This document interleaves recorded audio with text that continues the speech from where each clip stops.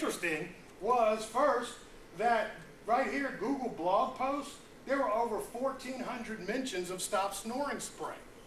Well, that's an opportunity right there. But the bigger opportunity was, look, all these zeros. So these are areas where we already know that there is interest, that we can push it out to these other areas and they can start ranking for stop snoring spray. How about that? Good stuff. They liked it. Let's do one more. Okay, back to this thing. How many of you seen the commercials? They started running this commercial the first time in Super Bowl. So that's what? January? No, February, right? Yeah. I think it was in February. Y'all should know. Shoot, y'all won. So they started running this commercial in January. They got a little bit of brand recognition. They came up with a killer idea. And they said, let's take the guy, put him in the bathroom, and then what we'll do is we'll go out on Twitter and Facebook and all these places and say, ask him any question, and then we'll answer it. And they did that in real time. So they put it out on, they put his picture in the Old Spice part and told everybody on social media that we're going to do this on one day. All right? And in that one day, they got like 67 million hits on their videos. What was interesting though is when I started taking this apart was, and you can't see it here, but I'm going to blow it up a little bit. It says 72 million, 67 million of that came in one day. So what they did in one day equated to all the years worth of Old Spice video. Who gives a crap about Old Spice video? As far as I'm concerned, it smells like my dead grandfather. But, the cool thing is that when I looked at all these, because this is him making the answers to all these requests. The cool thing was when I went all the way back, and this is a little bit dated information, so it's more, but that day, because I looked at it the day after, the first video they made had 17,000 views. So that gives you a good baseline. The last video, and that was, like I said, when I looked at it, had 3.5 million views. So over one day, they brought the brand up from 17,000 to 3.5 million. What does that do for you?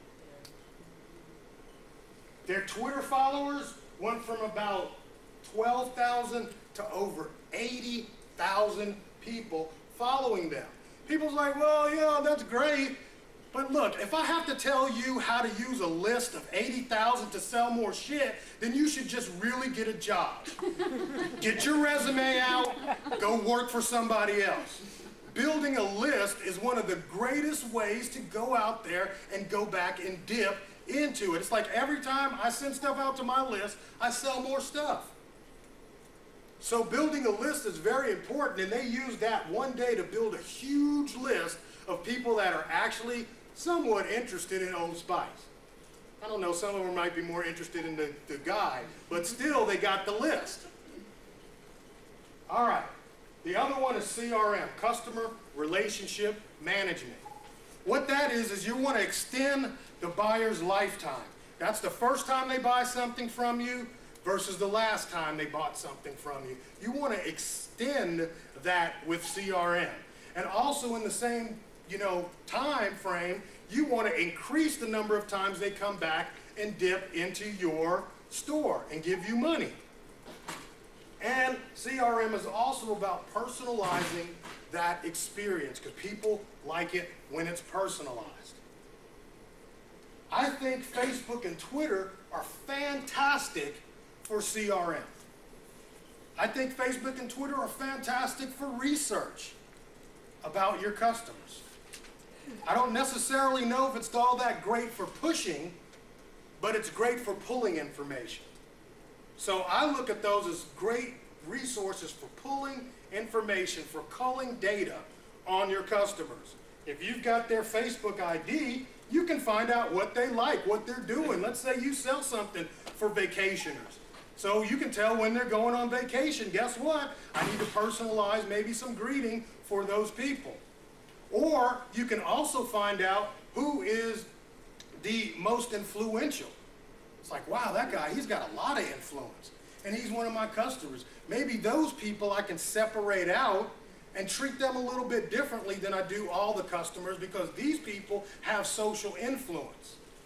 I've got some social influence. People look at me and say, hey, dude, you got 30,000 people. Yeah, so if I push something out, it's going to be a little bit more than the guy that's got 400. Just a little bit. So what you're able to do now is a little bit of espionage. You can actually look, you can do the big brother thing.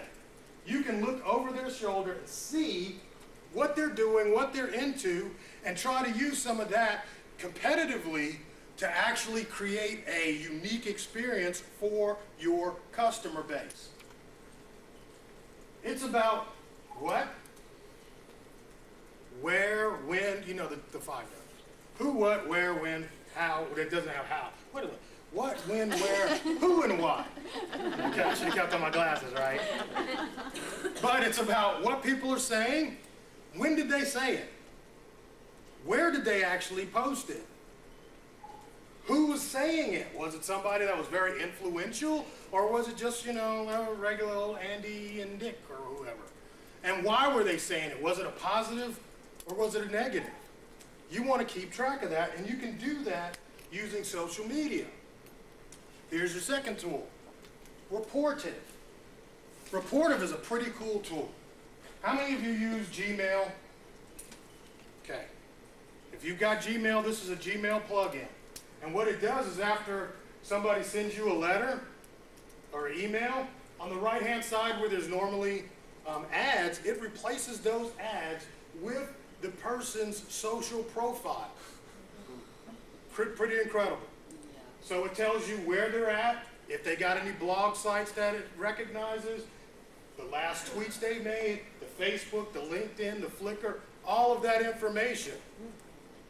Amazing stuff. Something you can use, again, to extend the life of that customer and create a very unique experience for them. User-generated content. I think this is some of the most important stuff out there, because this is somebody talking about you.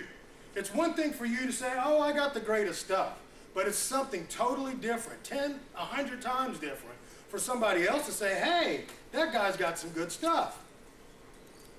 Reviews, kudos, photos, feedback, and also, check this out, this is an ongoing and free focus group. How many of you ever participated in a focus group? And they put you in that little room with the glass around it, and they make you talk to people you could not even hang out with if it was a great day. Yeah. And you got to talk about, ooh, that coffee was, ooh, right? They used to pay thousands and thousands of dollars to make that happen. And now you can actually do it in Facebook or Twitter for free. So you have this constant focus group, and you don't even have to pay for it. It's kind of incredible. So here's some more tools. Raypoint, I like it. That's the screenshot here. It has reviews, and it allows people to put reviews up under that Raypoint view. It actually solicits from your customers. If you wanted to, you can control it. Cample, that's another great one. So catch the spelling. Okay? And this is 4Q. And what that does, it has a little splash over top that it'll come up and ask 4 questions. It says, will you answer these 4 questions? And it'll do it on a iterational basis, and it'll give you some feedback from your customers. These are cool tools. But another thing is that once somebody writes something in social space, it is open source, basically. You can take somebody's comment about you in, let's say, Facebook, just copy, don't copy, now here's the key though, I'm going to tell you this. Don't copy the wording, you have to take a screenshot of it and cut it out. And that is free to use because they've already given you that, you know, that's part of the Facebook's sign up. It's part of the Twitter sign up. You can take all that stuff and use it again. So that's some cool ways to put reviews from other people on those pages with their little picture. It's pretty incredible stuff. All right? Now, I think the #1 thing that is great about social media, #1 is SEO, search engine optimization, blogs, microblogs, bookmarking, which I don't know why people don't talk about bookmarking anymore. That's one of the greatest tools in the world, and it's ranked extremely high. Press releases are still great ways to get SEO, and that's part of social media. I don't know if people realize that. It's got highly qualified links. I mean, Twitter's page links are ranked a PR 8. So if somebody's actually seeing your link from a Twitter page, it's got a page rank of 8. And that gets pushed over to your blog or your website or your booth, right? Your blogs rank very highly. If you're using a specific blog I like is WordPress. Google seems to love WordPress. I don't know why. But right now they really do love blogs and WordPress and, of course, Blogger, which they own. They're high ranking and they have very, very fast indexing. And Google just came out with a new thing called Caffeine. And what Caffeine is done and made to do is to index much, much faster.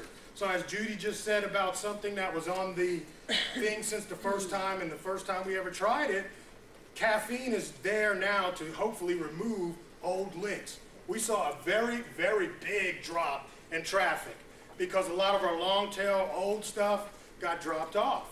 Because Google now has to have relevant, quick content. That's what Twitter did to everybody. Twitter made content immediate, and so now Google had to come up with a way to get back into the game so that their content was relevant. They created Caffeine. They index pages on the fly now. It's fast. Fast indexing, and they love blogs.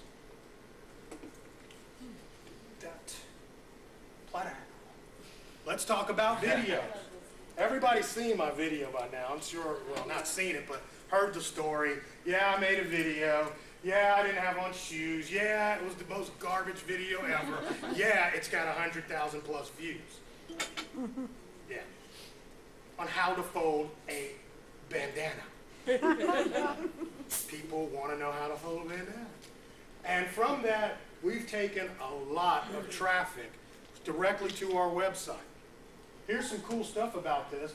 We made this video, I think, like at the end of '07. And since then, look at the graph. It doesn't take a dip. It is constantly working for me for years now. Driving traffic to my site. That's the great thing about relevant content and the cool thing about video. Who knows, what's the #2 search? This is now getting it. What's the #2 search engine site? YouTube. It is. #2. After Google, then YouTube. Not Bing, not Yahoo, damn surely not AOL. Dear God. How many of you hate AOL customers? I'm just going to tell you, look, if you got an AOL address, I'm going to tell you, you suck. I mean, they ask the dumbest questions. It's like, God, you're still using AOL? Anyway. So, but I think the curve is absolutely insane that this is constantly producing. Video is a great resource for social media. Another one that a lot of people don't know about is SlideShare. That's where you take a video or a presentation like this, and you can post it on this thing called SlideShare, and it posts slides, basically. Well, guess what? If you don't feel comfortable making a video, you probably can still make a product video out of slides. Take some open source music, put it on the background, and turn that slide presentation into a YouTube video. They're not so.